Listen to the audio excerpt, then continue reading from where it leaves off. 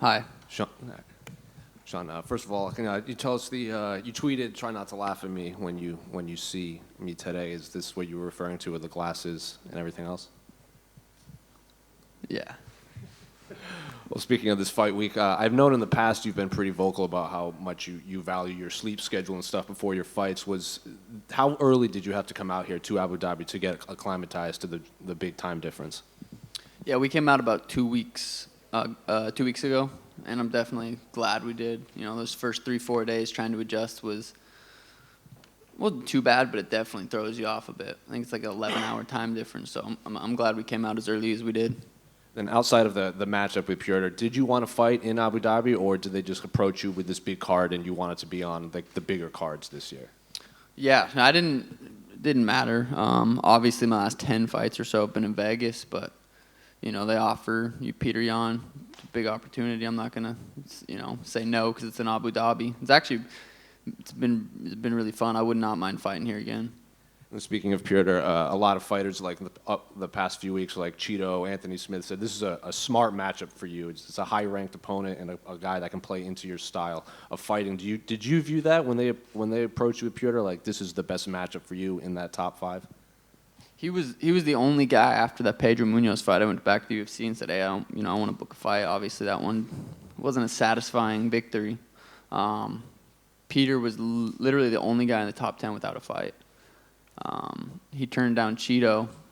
Petr turned down Cheeto, so I don't think he really had an option. I think UFC probably went to him and said, "Hey, you can't just keep turning these guys down. You have to fight the Shikasho." So I know he was saying he picked that fight. I don't believe that. I think he got bullied into it. Do you think he won the fight against Aljamain in the last one? He still believes he won the last fight.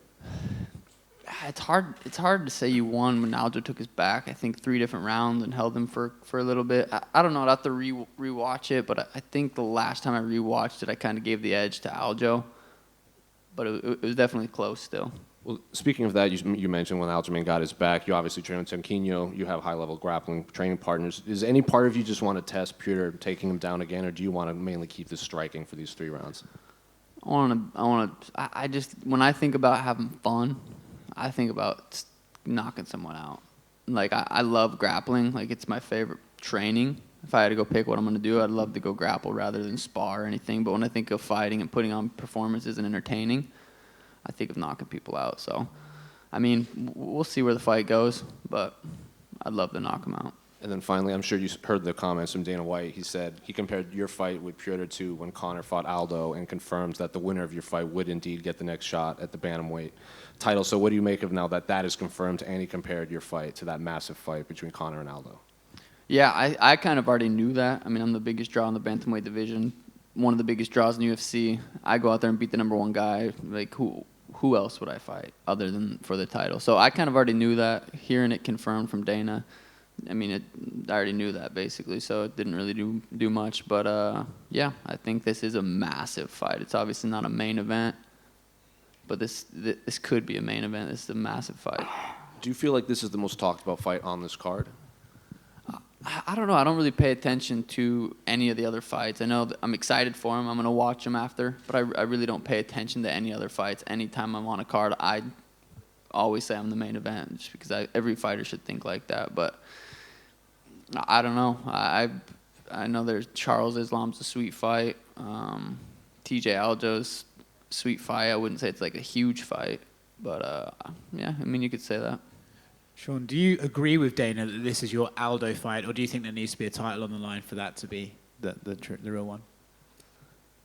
I don't know. I don't really put too much thought into it. This is Sugar versus Petr fight. It's a sweet fight. You know, the chance of me going out there and knocking him out in 13 seconds are very low. So it's hard to. I don't know. Sugar versus Petr seems sweeter to me than Conor versus Aldo.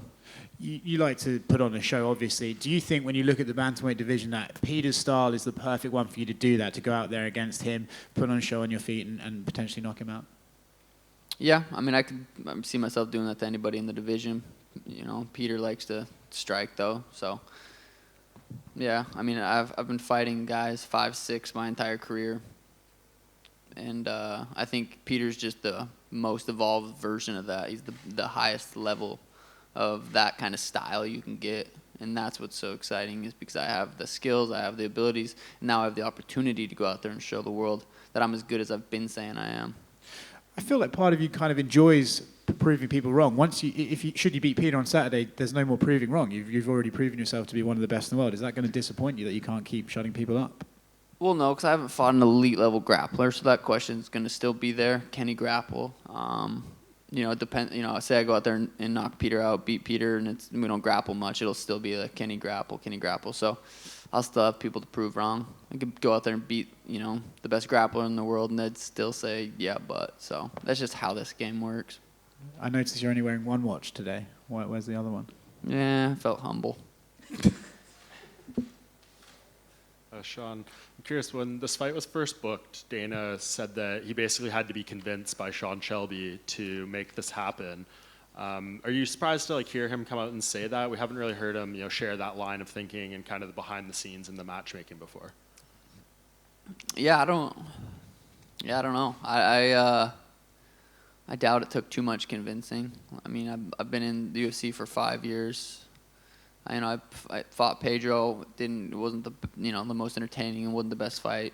But if you can take anything away from that fight, he's a top 10 guy. Didn't hit me once.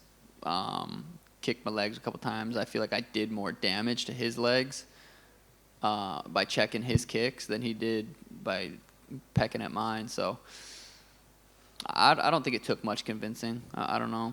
We'd have to ask Dana, but I bet he was probably on board for it.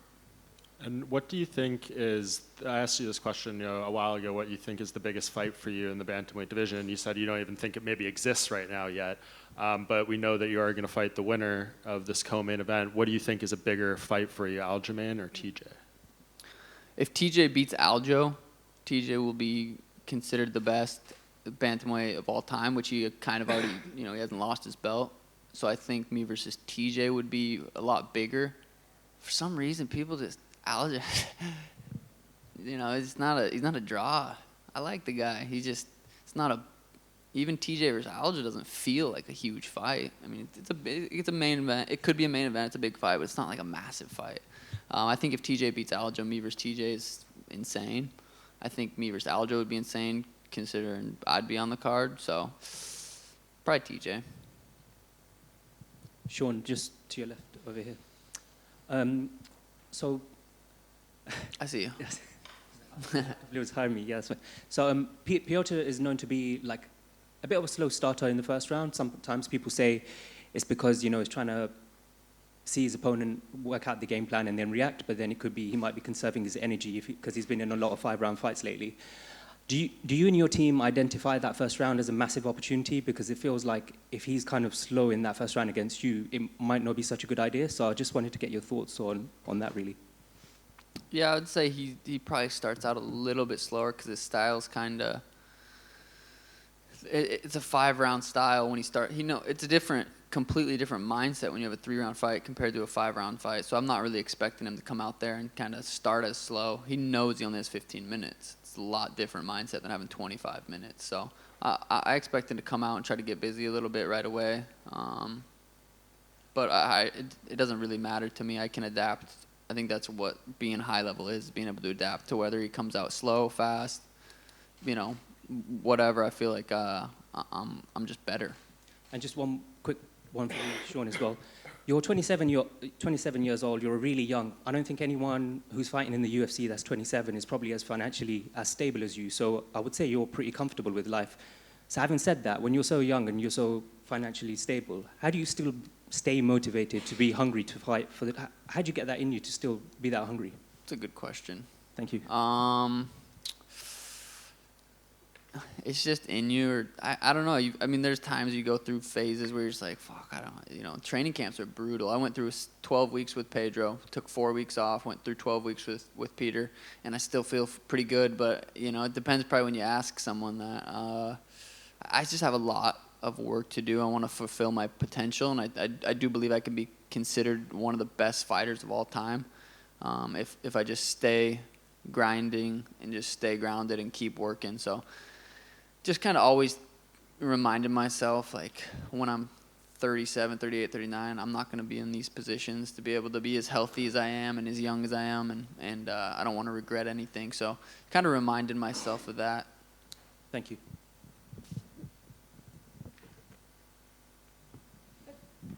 No. Yeah, obviously I know you're focused on Petr Yan, but I just wanted to get your opinion or your thoughts on the main event and who you think's going to win between Oliveira and Makhachev. I just love Charles's career. I think it's cool to see, you know, how long he's been in the UFC, the ups and downs, and then the streak he's on right now. You know, I would love to see that. I always will kind of go with the striker more than the grappler, too. I think that's just kind of, I'm more of a striker, so I'd like to see Charles win, but, you know, we'll see. I don't know. I don't really care who wins, but it would be sweet to see Charles pull it off. Sean, question here. Fourth row to your right. It's great to see you embrace the local culture here. So are you hoping to win over a fan base here in Abu Dhabi? And finally, you've been around for quite a while. You were at the NBA games as well in the Etihad Arena. Can you just reflect on your time here? Yeah, it feels, I mean, I was surprised how many fans I had, you know, walking around the mall, walking around the hotel. Like, some people might think I'm a rapper, though. They don't even know. But yeah, no, it's been really fun. I think, you know, I'd definitely love to come out here without having a fight book, to be able to explore a little bit more, you know, go out and eat something delicious, not what I've been eating. But yeah, it's been really cool, and like I said, I'd love to come back out here, not having a fight booked, and explore. But yeah. Thanks, guys.